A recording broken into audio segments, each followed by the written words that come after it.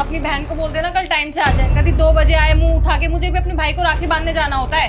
ये कैसे बात कर रही हो तुम? आज से पहले तुमने मेरी बहन के बारे में ऐसे बात नहीं करी। तुम हमेशा दीदी वर्ड यूज करती हो।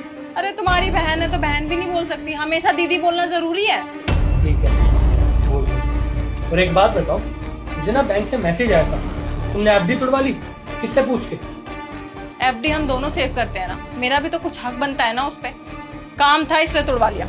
अरे वो एफडी हमारे फ्यूचर के लिए थी और हम दोनों की थी ना, तो एक बार तुड़वाने से पहले मेरे से पूछ लेती। और इतनी क्या जरूरत आ गई जो तुड़वानी पड़ी? अरे ठीक है यार, काम था तुड़वा लिया, इतना चैचे मत करो। कल टाइम से उठना है, जल्दी उठना है, सो जाओ। चलो राखी का त्योहार है, मूड खराब कर रहा।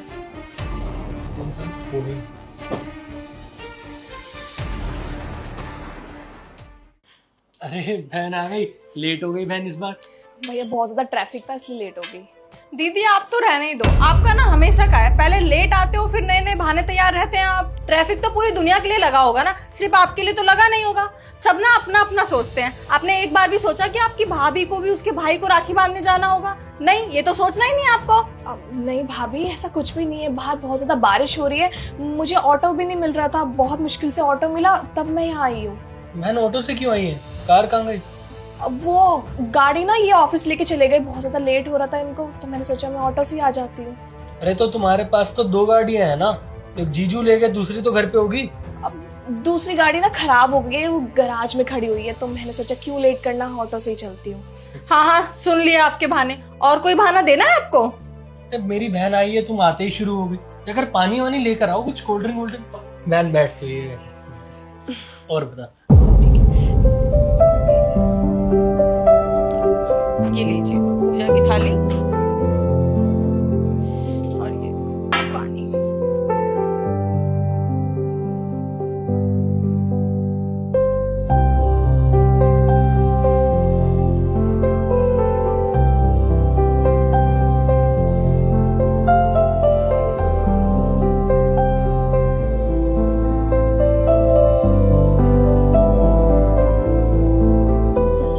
बहुत सुंदर राखी है। आगे जी, पूरा पूरा पूरा।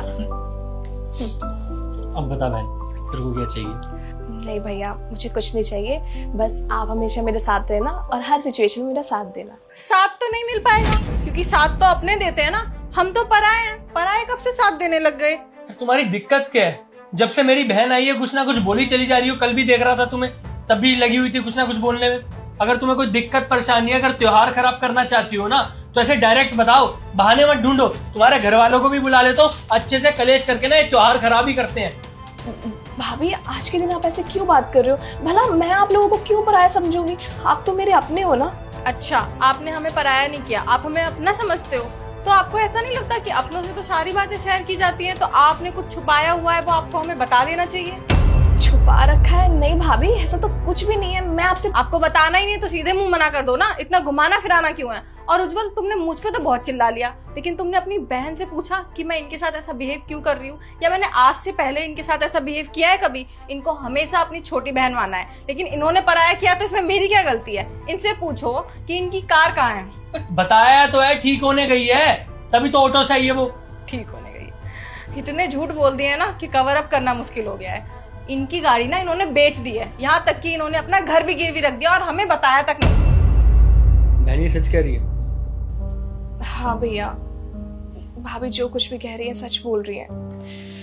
भैया भाभी, दरअसल बात ये है, इन्होंने न्यू स्टार्टअप स्टार्ट किया था और उसमें बहुत ज़्यादा लॉस होने के बाद हमें कुछ समझ ही नहीं आ रहा था हम क्या करें, किसके पास जाएं, कहाँ से मदद लें।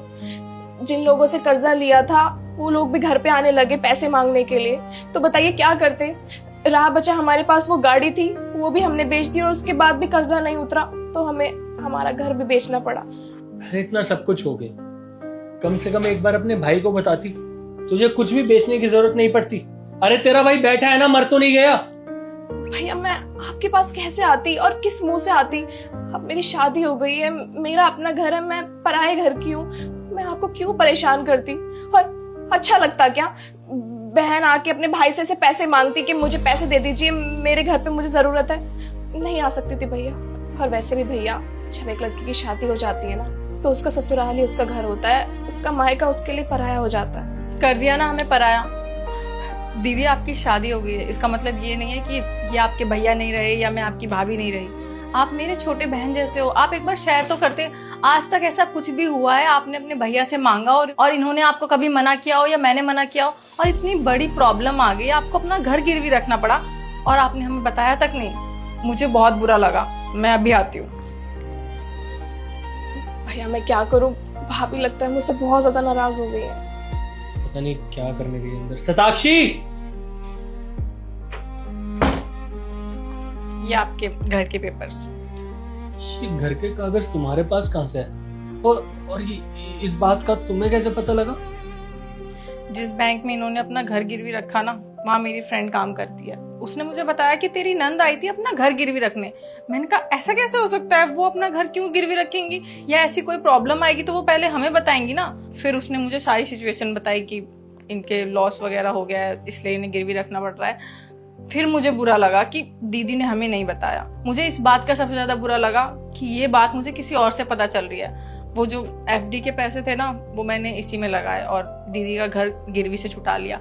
घर तो वापस आ गया, जल्दी हम गाड़ी भी वापस ले आएंगे। सच में शताक्षी, तुम बहुत अच्छे इंसान हो। देखा तेरी भाभी कितना सोचती है तेरे लिए। घर तो वापस आ ही गया, थोड़े दिन में तेरा भाई तेरी गाड़ी भी वापस ला कर देगा। अब तू जीजू को फोन कर और उनको बोल डायरेक्ट यहाँ आने के लिए।